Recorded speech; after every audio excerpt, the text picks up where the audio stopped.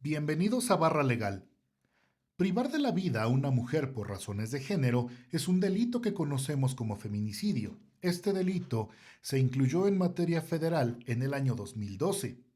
Pero en derecho, a este tipo de inclusiones se les llama tipos especiales o delitos especiales, porque son una reacción que el Estado toma de manera urgente para corregir o para regular una situación que está causando daños en algún sector del país.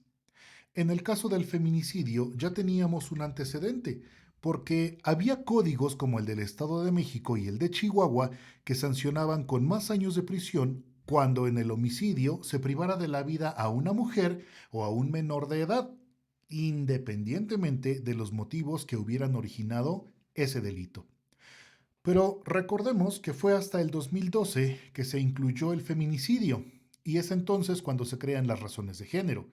En materia federal es importante mencionar que desde el 2012 hasta la fecha no existe todavía una reforma. Por tanto, podemos decir que las razones de género se han quedado igual que como fueron creadas originalmente. Pero en 2019 para la Ciudad de México se modificaron estas razones de género y además se han sumado algunas características y algunas razones de género. Por ejemplo, la pena de prisión que antes de 2019 era de 20 a 50 años y que ahora, para quien cometa este delito, va a tener una condena entre los 35 y los 70 años de prisión. Pero vamos a revisar las modificaciones y adiciones que se hicieron al Código Penal de la Ciudad de México. Recordemos que para que podamos establecer que se cometió un feminicidio es necesario acreditar que en razón de la pérdida o privación de la vida se realizó al menos uno de los supuestos que la ley establece, porque además hay que analizar cada razón de género, ya que algunas de ellas pudieran confundirnos y hacer creer que un feminicidio pudiera pasar como un homicidio común. Revisemos entonces las causales de género que nos establece el Código Penal para la Ciudad de México. La primera es que la víctima presente signos de violencia sexual de cualquier tipo. Esto se refiere a laceraciones, escoriaciones o contusiones, por ejemplo, en áreas íntimas, incluyendo glúteos y pecho de la víctima. Ahora bien, es importante mencionar que las lesiones pueden darse de cualquier manera con cualquier objeto que pueda ser considerado como un arma, como un objeto idóneo para agredir. La segunda causal nos dice que se hayan infligido lesiones infamantes. Estas lesiones son aquellas relacionadas con el honor de la persona. Suele ocurrir que a las víctimas de feminicidio se les escriben mensajes o groserías en el cuerpo. Esta causal también nos habla acerca de las lesiones degradantes y las mutilaciones, que también es recurrente encontrar en las víctimas de feminicidio. Esto ocurre porque previo o posterior a la privación de la vida, el agresor busca ejecutar un acto sumamente cruel en sus víctimas o en la víctima. Por esta razón, el código establece que no importa que la lesión o mutilación se haya dado ante o postmortem, es decir, antes o después de la pérdida de la vida, ya que lo que se busca es aumentar el sufrimiento de la víctima a manera de castigo. A esta causal se le suman también los actos de necrofilia. En algunos casos, ya consumada la privación de la vida, psicológicamente viene un acto proyectivo en el cual el agresor busca denigrar el cuerpo de la víctima. En estos casos es sumamente importante el no confundir, por ejemplo, el delito puramente de necrofilia, ya que cuando éste se comete es considerado como un delito contra los cadáveres, y en ese sentido, solo aplica cuando se haya ejecutado el delito contra el cadáver. Y la diferencia con la necrofilia como razón de género para el feminicidio es que el agresor haya privado de la vida a la víctima y luego haya ejecutado el coito con el cadáver. Por estas razones debemos aprender a diferenciar explícitamente el delito solamente de necrofilia y la razón de género de necrofilia dentro del feminicidio. La tercer causal nos dice que existan antecedentes o datos que establezcan que el sujeto activo ha cometido amenazas o acoso, violencia, lesiones o cualquier otro tipo de violencia en el ámbito familiar, laboral o escolar de la víctima. Por ejemplo, cuando hablamos de antecedentes o datos de amenazas, podemos referir a todos los mensajes de redes sociales, llamadas telefónicas, Cualquier acto de bullying contra la víctima.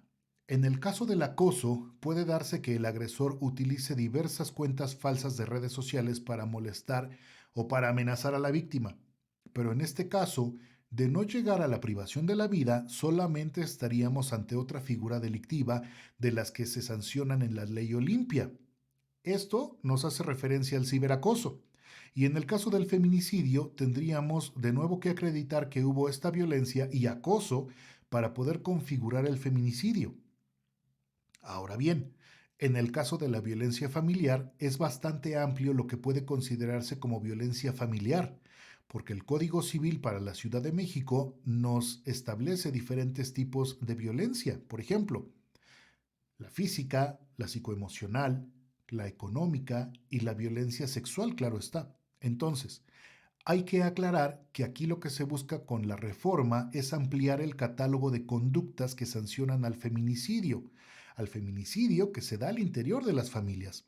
Recordemos que los delitos relacionados con el género y sobre todo con la libertad sexual se dan en el interior de los grupos nucleares. A esto, criminológicamente, se le llama zona negra de la criminalidad, porque al quedar dentro de la familia es más difícil que la sociedad se entere que se han cometido estos hechos. También se incluye, además de la violencia familiar, como una nueva razón de género, la violencia laboral o escolar contra la víctima. Esto es un gran paso, ya que solo hay que recordar las denuncias que han hecho de forma masiva las estudiantes universitarias de violencia sufrida por algunos profesores y en muchas ocasiones las universidades se limitan a cerrar los ojos, despiden al profesor o solo dicen que no guardan ninguna relación laboral con ellos.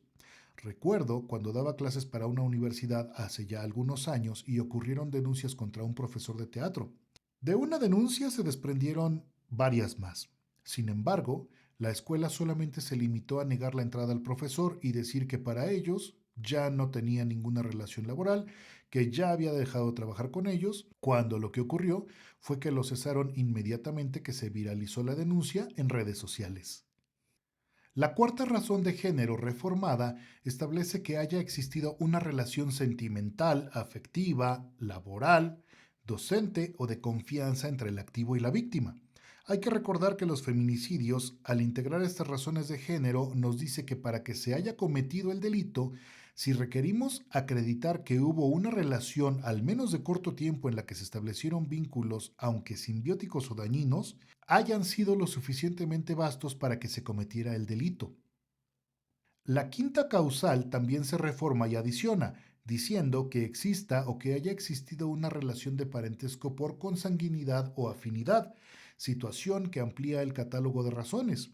Y aquí hay algo muy interesante, porque en la CDMX, por ejemplo, el homicidio en razón al parentesco o parricidio, como hace muchos años se le conocía, determina una sanción que va de los 10 a los 30 años de prisión, pero para que aplique debían conocerse, es decir, saber que el agresor y la víctima eran ascendientes o descendientes consanguíneos y se incluía también en ese apartado a los adoptados, adoptantes, cónyuges y concubinas.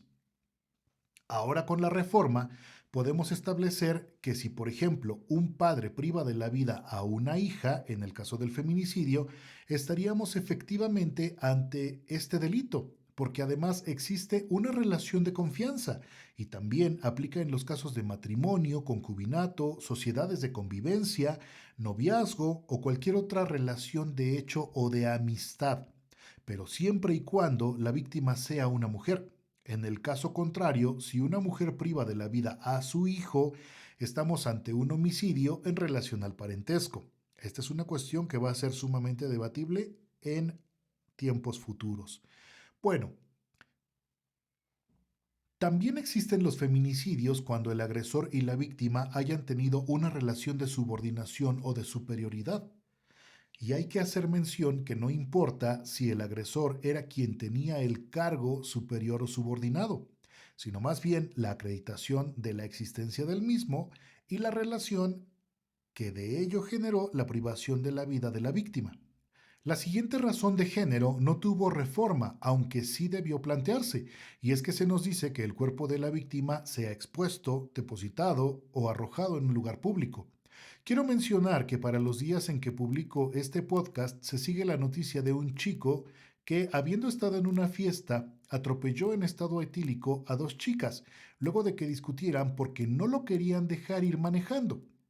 Estaba muy alcoholizado. El chico, de nombre Diego, luego de esa discusión en la calle, abordó su auto y en una maniobra intencionada atropelló a las jóvenes. La primera quedó en el lugar, mientras que la segunda quedó sujeta entre la parte baja del auto y el arroyo asfáltico. El auto la arrastró por más de 200 metros y quedó viva, pero en muy mal estado de salud, por lo que se sigue una investigación por feminicidio, lo cual me parece acertado, ya que sí es posible acreditar además la relación de confianza entre el agresor y las víctimas. En el caso de no existir esa relación de confianza, solamente estaríamos ante un homicidio calificado en grado de tentativa y, ojo, no ante un feminicidio. La séptima razón de género quedó también sin reforma y en ella se establece que la víctima haya sido incomunicada previo a su fallecimiento. Y se adiciona una razón más de género, que la víctima se haya encontrado en estado de indefensión. En el caso que ya comenté, es claro que ante la agresión de un conductor, la persona a pie queda en estado de indefensión. Es como lo establece el código, una situación de desprotección real y es prácticamente imposible defenderse. También se suma a las razones de género reformadas que la víctima no haya podido solicitar auxilio por algún impedimento físico o material, lo cual nos hace pensar en impedimentos como alguna discapacidad física o que la víctima haya sido disminuida cognitivamente con alguna sustancia o droga, o un impedimento material como haberla aislado en algún lugar lejos de las ciudades o las comunidades o lejos de algún pueblo. Finalmente, una de las preguntas que más me han hecho es si se priva de la vida a una mujer transgénero y hay razones de género, ¿procede el feminicidio? La respuesta es sí. En la comisión de los delitos, al menos en México, lo que más importa es el resultado. Y primero, si la ley reconoce a esa mujer transgénero, no hay más que hablar. En una segunda visión hay que mencionar que el agresor no necesariamente debe conocer los antecedentes morfológicos de la persona, solo basta con que existan las razones de género y el resultado. Aunque estemos en el caso de una persona que se haya hecho una cirugía de readecuación sexual y ahora simule ser una mujer, para el derecho penal eso basta para sancionar este hecho como un feminicidio. Espero esta información te sea de ayuda. Soy Cristian Canales y nos escuchamos la próxima.